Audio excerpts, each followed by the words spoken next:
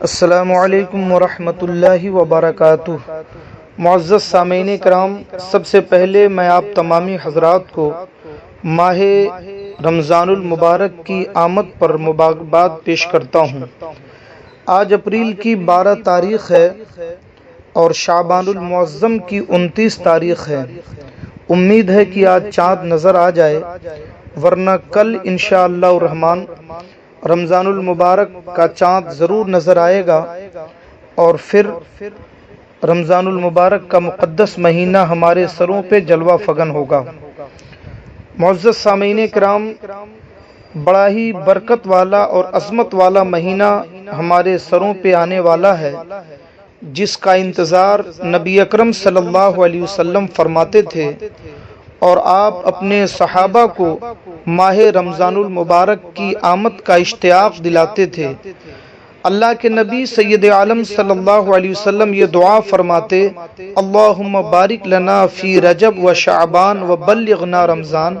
اے اللہ، تو ہمارے لیے ماہ رجب میں اور ماہ شعبان میں برکتیں عطا فرما اور ہماری عمر اتنی لمبی کر دے کہ رمضان کا مقدس مہینہ مل جائے۔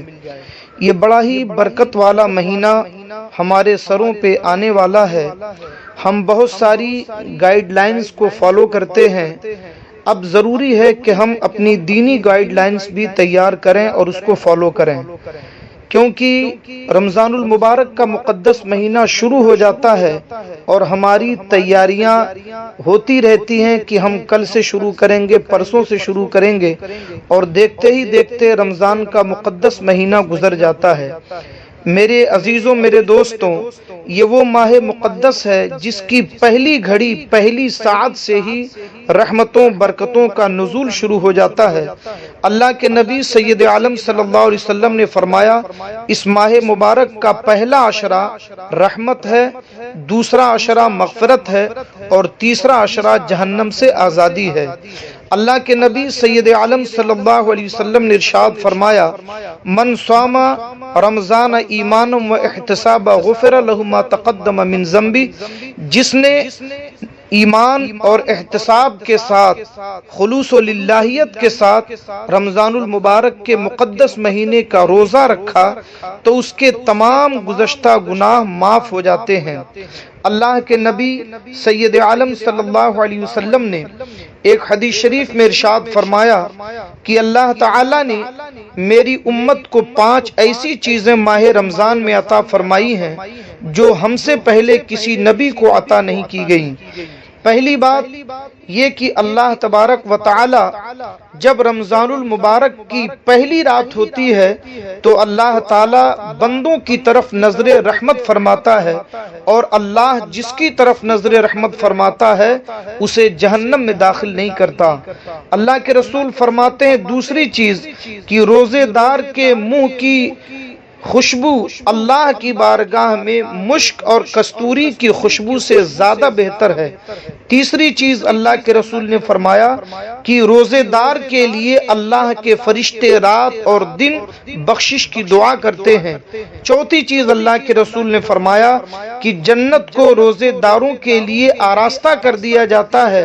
اللہ فرماتا ہے کہ میرے بندے دنیا سے تھکے مادے آئیں گے اور میری جنت میں آرام کریں گے۔ اللہ کے رسول نے فرمایا 5ویں چیز یہ ہے کہ رمضان کی جب آخری رات ہوتی ہے تو اللہ تعالیٰ سارے روزے داروں کو بخش دیتا ہے۔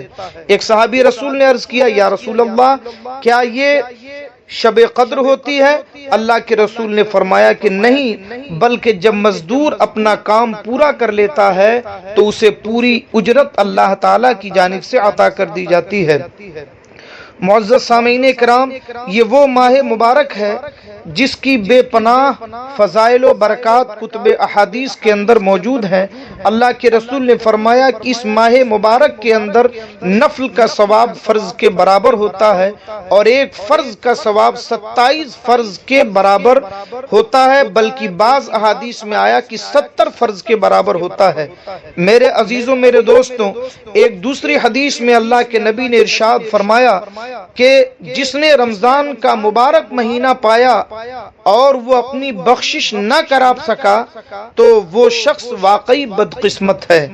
تو ہمیں خوش قسمت بننا چاہیے اور رمضان المبارک کے آنے سے پہلے جو وقت ہمیں ملا ہے اللہ کی بارگاہ میں سچی توبہ کر لیں اور اپنے گناہوں پہ ندامت کے آنسو بہا لیں تاکہ رمضان کی پہلی گھڑی اور پہلا لمحہ جو شروع ہو تو وہیں سے ہم اللہ کی رحمتوں اور برکتوں کو اپنے دامن میں سمیٹ سکیں۔ میں ایک بات عرض کرنا چاہوں گا کہ اللہ تعالیٰ نے ہمیں دو چیزوں سے مرکب کیا ہے، ایک ہے جسم اور ایک ہے روح۔ جسم کی غذا کھانا پانی ہے مگر روح کی غذا اللہ کی عبادتیں ہیں۔ تو 11 مہینے ہم اپنے جسم کو پالتے ہیں مگر یہ ایک مہینہ اللہ نے ہمیں روح کی پرورش کا مہینہ دیا ہے۔ ایسی عبادت کر لیں کہ ہماری روح کے اندر روحانیت پیدا ہو جائے اور اللہ کی محبوبیت ہمیں حاصل ہو جائے۔ یہی وجہ ہے کہ اس پورے مہینے میں اللہ تبارک و تعالی نے ہمیں روزے رکھنے کا حکم دیا، یعنی جو جسم کی غذا ہے اس سے منع کر دیا اور عبادتوں کے ثواب کو بڑھا کر کے ہمارے لیے روح کی غذا زیادہ سے زیادہ حاصل کر کے روحانیت پیدا کرنے کا سنہرا موقع عطا فرمایا ہے۔ میرے اسلامی بھائیوں، یہ رمضان المبارک کا جو مقدس مہینہ ہے ہم نہیں جانتے، ہو سکتا ہے کہ شاید یہ ہماری زندگی کا آخری رمضان ہو، کیونکہ موت اور زندگی صرف اللہ جانتا ہے اور اللہ کے بتانے سے اس کے پیارے حبیب جانتے ہیں۔